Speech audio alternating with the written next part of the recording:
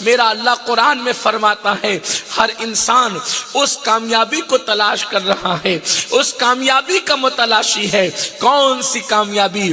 ہاں وہی کامیابی جو اللہ نے صحابہ کو عطا فرمائی، ہاں وہی کامیابی جو اللہ نے اہل بیت کو عطا فرمائی، ہاں وہی کامیابی جو اللہ نے ولیوں کو عطا فرمائی، ہاں وہی کامیابی جو اللہ نے اسلاف کو عطا فرمائی، ہاں وہی کامیابی جو اللہ نے نیک بندوں کو عطا فرمائی۔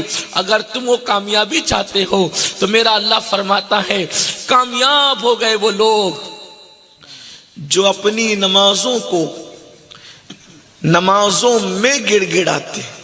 قد افلح المؤمنون الذین هم فی صلاتهم خاشعون۔ وہ کامیاب ہو گئے جو نمازوں میں گڑ گڑاتے ہیں، یعنی ان کی نمازیں بھی گڑ گڑا کر ہوتی ہے۔ آج تو ہماری نمازیں ہی نہیں ہیں۔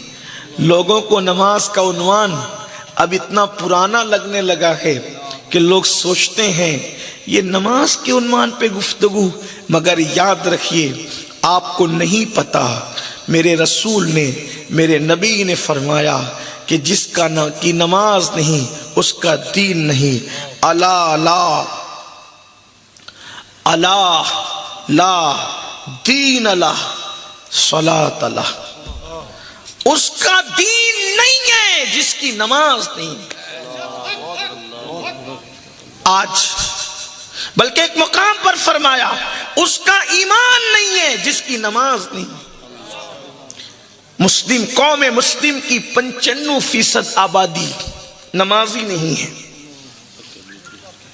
ایک کم و بیش 110 سے زائد صحابہ کا فتویٰ ہے کہ جس نے جان بوجھ کے نماز چھوڑی وہ کافر ہو گیا۔ شادی میں نماز چھوڑ رہے ہو،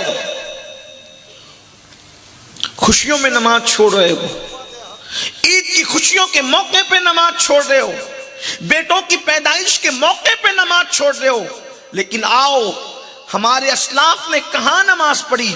سیدنا فاروق اعظم عمر ابن خطاب رضی اللہ تعالیٰ عنہ، جب آپ کو خنجر مارا گیا مسجد نبوی کے اندر، یہ سب سے پہلا حملہ تھا مسجد نبوی کے اندر جو کسی پر کیا گیا تھا۔ اس سے پہلے میرے نبی کی مسجد کے اندر کبھی کسی کہ پہلی مرتبہ مسجد نبوی میں اگر کسی پہ حملہ ہوا، جب تک اللہ کے رسول علیہ الصلوۃ والتسلیم ظاہری حیات میں رہے ماحول وہی تھا، حضور کا کنٹرول۔ صدیق اکبر تھے، صدیق اکبر کا کنٹرول، فاروق اعظم تھے، ان کا اپنا بھی کنٹرول۔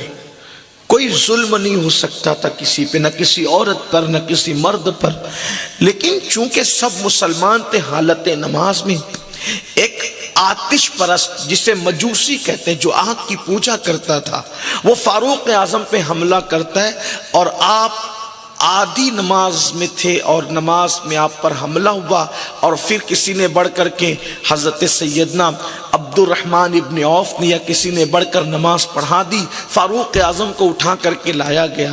فاروق اعظم نے فرمایا ابھی تو نماز کا ٹائم باقی ہے اور میری نماز ہوئی نہیں۔ نماز میں تھے، حملہ ہوا، زخموں سے خون بہ رہا ہے اور اتنا زخم ہے کہ اب بچنے کی امید نہیں ہے، لیکن فاروق اعظم کہتے ہیں ابھی نماز کا وقت ہے، ابھی وہ مرہم پٹی کرانے کی فکر نہیں، ابھی خون بند کرانے کی فکر نہیں، ابھی زخموں کی فکر نہیں، فکر کس کی ہے؟ نماز کی فکر ہے۔ ابھی نماز کا وقت ہے، پہلے مجھے نماز پڑھنے دو، کیونکہ میں نے انہی کانوں سے رسول اللہ سے سنا ہے کہ جس کی نماز نہیں ہے اس کا دین نہیں ہے۔ جو نماز چھوڑ دیتا ہے اس کے ہاتھ سے دین چلا جاتا ہے، کیونکہ اللہ کے رسول صلی اللہ علیہ وآلہ وسلم نے ارشاد فرمایا، کیا فرمایا؟ کہ نماز دین کا ستون ہے، ستون۔